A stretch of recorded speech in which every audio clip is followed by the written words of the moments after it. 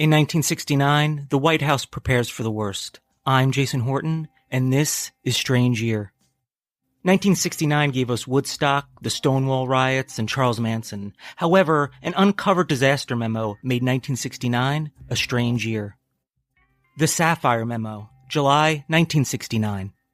On July 20th, 1969, Neil Armstrong and Buzz Aldrin became the first humans to land on the moon. John F. Kennedy birthed the Apollo space program in 1961, and the rest is history. But what if Apollo 11 didn't succeed?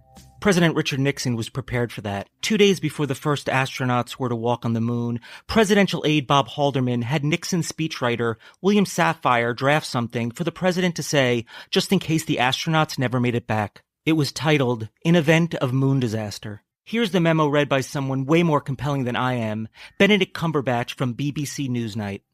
In the event of moon disaster, fate has ordained that the men who went to the moon to explore in peace will stay on the moon to rest in peace.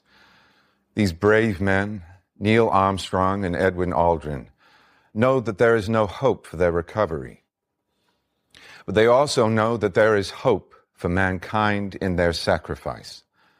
These two men are laying down their lives in mankind's most noble goal, the search for truth and understanding. They will be mourned by their families and friends.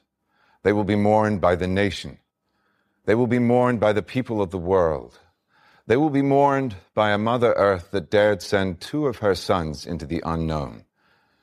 In their exploration, they stirred the people of the world to feel as one. In their sacrifice, they bind more tightly the brotherhood of man. In ancient days, men looked at the stars and saw their heroes in the constellations. In modern times, we do much the same. But our heroes are epic men of flesh and blood. Others will follow and surely find their way home. Man's search will not be denied. But these men were the first, and they will remain the foremost in our hearts. For every human being who looks up at the moon in the nights to come will know that there is some corner of another world that is forever mankind. I want to thank The New Yorker, BBC News, BBC Newsnight, History.com, and NASA.gov.